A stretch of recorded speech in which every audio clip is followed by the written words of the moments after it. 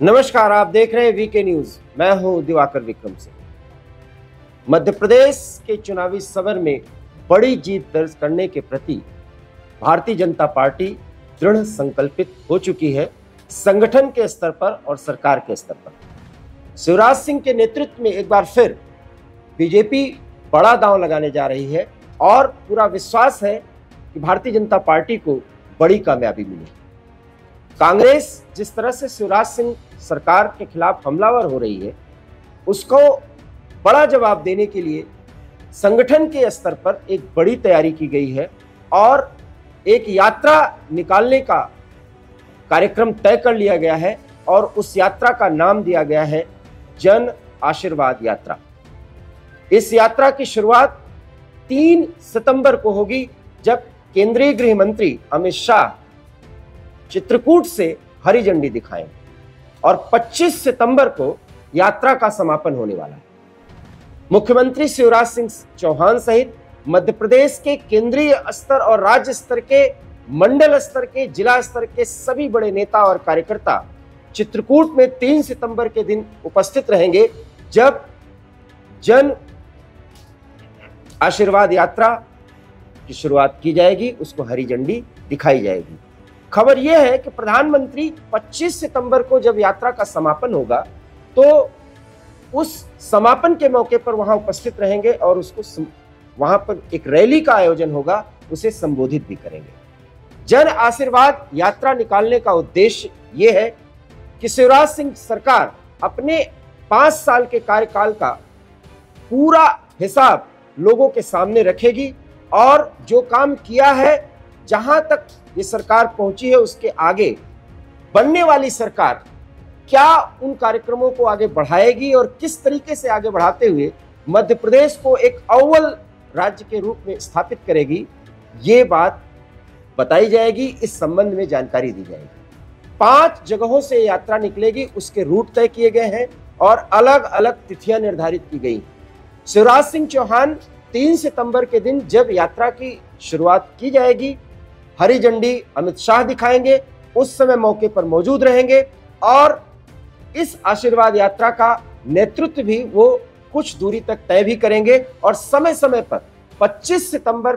तक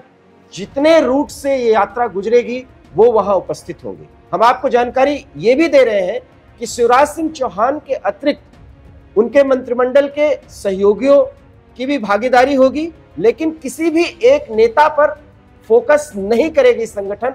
और सरकार के लिए ये बेहतर होगा, ये संगठन का मानना है। ये इनपुट आ चुका है क्योंकि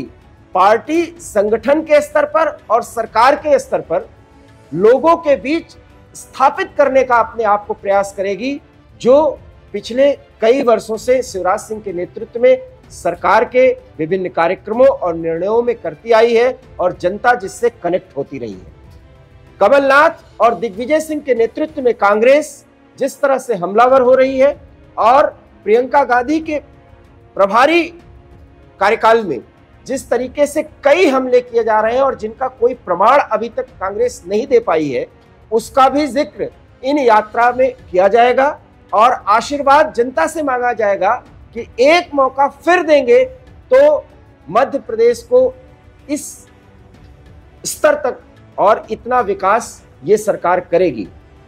उसका ब्यौरा भी दिया जाएगा और साथ ही साथ ये भी बताया जाएगा कि जो कमी रह गई उसको पूरा करने में जो दिक्कतें आई और उन दिक्कतों का सामना करने के दौरान जो अनुभव मिले, आने वाले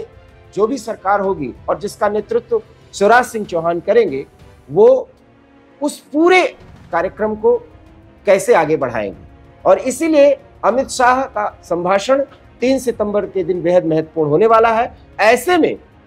जन आशीर्वाद यात्रा के जरिए संगठन से लेकर सरकार के स्तर पर एक बड़ी तैयारी मध्य प्रदेश में कर ली गई है और विपक्ष को करारा जवाब देते हुए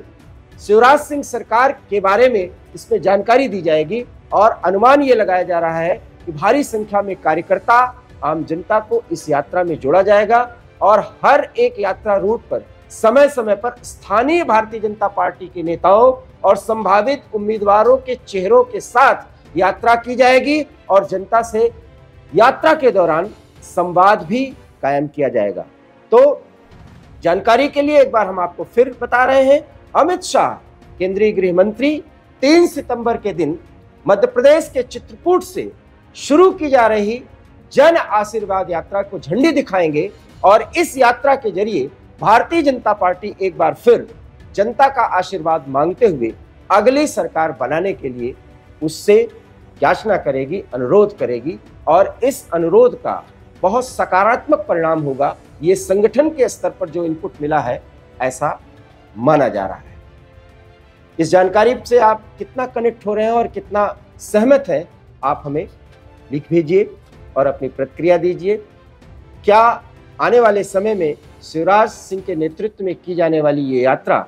बेहद सफल रहेगी, इस पर अपनी राय जरूर दीजिए। फिलहाल मुझे दीजिए इजाजत। नमस्कार। वीके न्यूज, राष्ट्र के नाम।